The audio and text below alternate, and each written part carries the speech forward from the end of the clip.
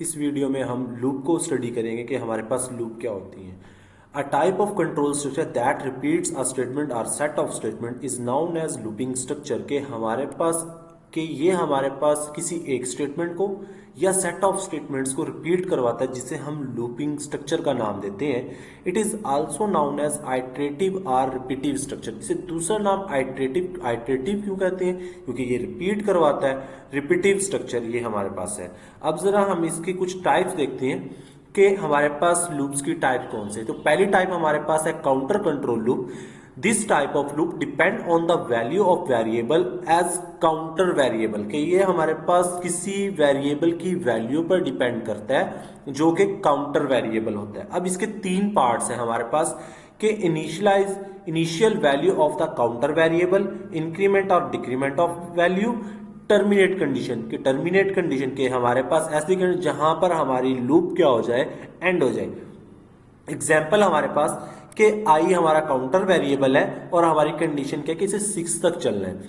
तो आई को मैंने सबसे पहले इनिशियलाइज करवा दिया 1 के साथ। अब उसके बाद यहां पर आके कंडीशन चेक की कि जी आई की जो वैल्यू है, आई में रखा हुआ है 1, तो 1 less than 6 condition true.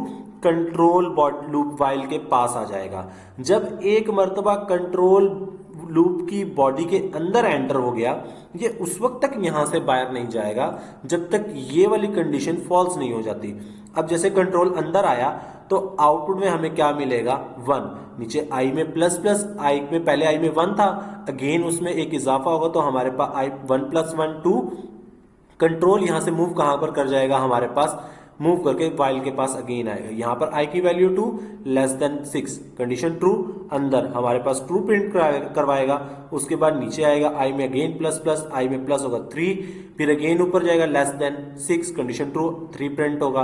Again I में प्लस प्लस 4, अगेन मूव करके जाएगा इधर वाइल के पास आएगा 4 लेस देन 6 कंडीशन ट्रू, फिर अंदर आएगा 4 प्रिंट करवा देगा। फिर उसके बाद हमारे पास आई प्लस प्लस 4 + 1 5, मूव करके ऊपर जाएगा again less than 6 condition true, अंदर आएगा 5 प्रिंट करवा देगा। आई + 1 6, ऊपर जाएगा 6 लेस देन नहीं है, इक्वल है, लेकिन यहां पर तो सिर्फ लेस देन ही कंडीशन है। तो कंडीशन यहां पर हमारे पास 6 आइट्रेशन पर हमारी ये लूप क्या हो जाएगी, ये वाली कंडीशन फॉल्स हो जाएगी, तो हमारी यहां पर लूप टर्मिनेट कर जाएगी। उसके बाद हमारे पास सेंटिनल लूप जो कि दूसरी टाइप है लूप की।